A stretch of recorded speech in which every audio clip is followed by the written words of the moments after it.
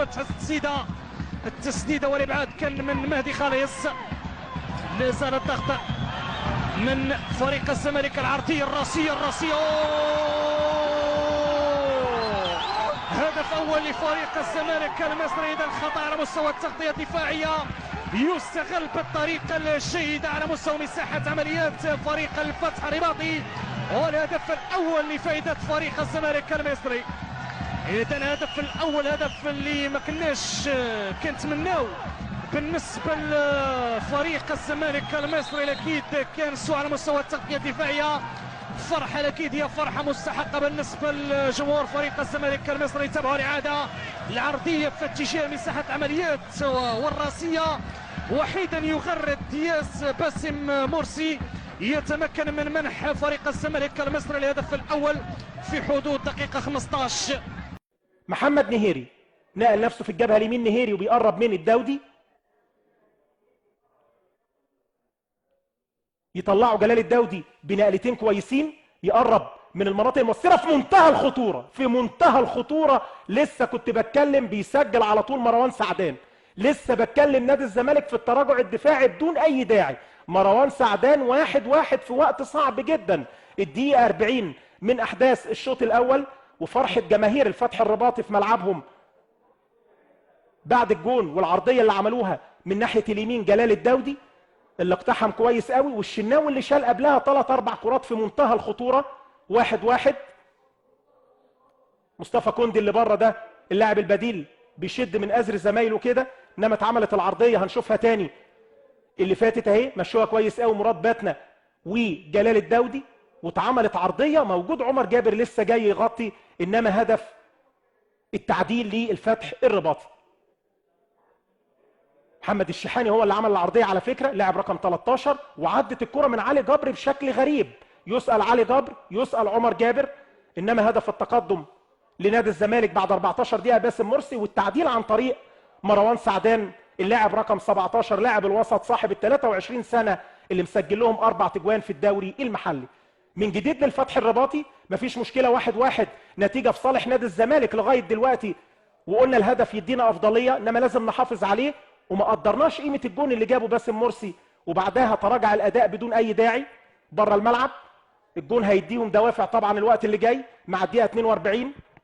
يا ترى فيريرا هيتعامل ازاي مع وسط ملعبه بعد ما بدا يبقى في جاب او فجوه كبيره بين لعيبه الوسط والمنطقه الدفاعيه. ادت فرصه وافضليه لمروان سعدان ومهدي خالص ان هم يزيدوا، وبدا يروح نهيري لقدام مع شحاني يزودوا مراد باتنا وفوزير على حدود ال 18. البوكس لسه الكره موجوده، ياسين الجريسي اللي دخل من الجبهه الشمال على مهدي يلمسها تاني، ضغط وانسحاب اجباري لعيبه نادي الزمالك في ال 18 متر الاخيره، والفتح الرباطي اللي بيحاول يسجل الجون الثاني في منتهى الخطوره. منتهى الخطوره الجون الثاني للفتح الرباطي، الجون الثاني للفتح الرباطي الدقيقه 72. عرضيات ملهاش حل، اتضغط كتير لعيبه نادي الزمالك، وادي الجون الثاني اللي بيسجل منه مراد باتنا مع الدقيقه 72. اتعملت العرضيه، واستحاله من عدم التمركز الدفاعي والرقابه اللي عاملينها مع لعيبه الفتح الرباطي، انما عرضيه من الجبهه اليمين يستغلها مراد باتنا، وهنشوف مين اللي كمل كده عشان يسجل الهدف الثاني للفتح الرباطي. لسه وقت كبير، الزمالك كان متقدم وبعدين يتاخر بجونين بعد ما سجل باسم مرسي بعد ربع ساعه من البدايه. عدل النتيجه مروان سعدان، وبعدين الهدف الثاني عن طريق مراد باتنا اللي بيسجل النهارده ثالث اهدافه في البطوله الافريقيه بعد جونين امام توجو بور في دور ال 32.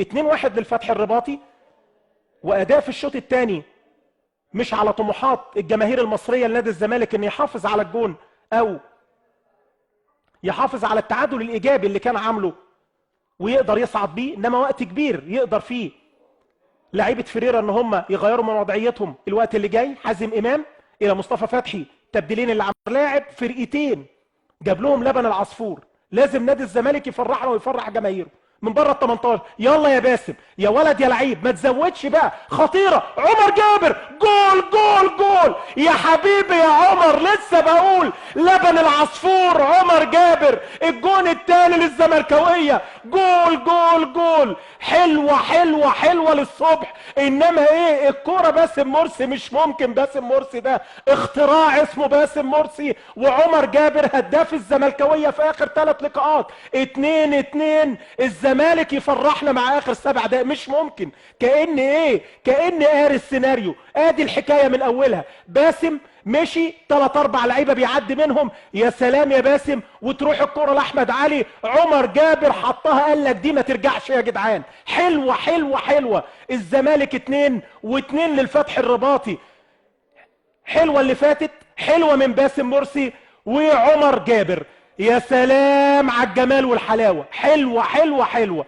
عمر جابر اللي بقول لحضراتكم سجل في اخر دوري رابطه الابطال. تتلعب الكره ابراهيم صلاح اماميه على احمد علي يشتغل بيها من بره ال 18. بص هناك فاضي خالص ناحيه مصطفى فتحي. حازم امام. امام يلا يا امام خلص يا امام. مش ممكن. جول جول جول. حازم امام ثلاثيه زملكاويه في شباك الفتح الرباطي. من حقك ترقص يا اسماعيل. من حق اللعيبه تفرح.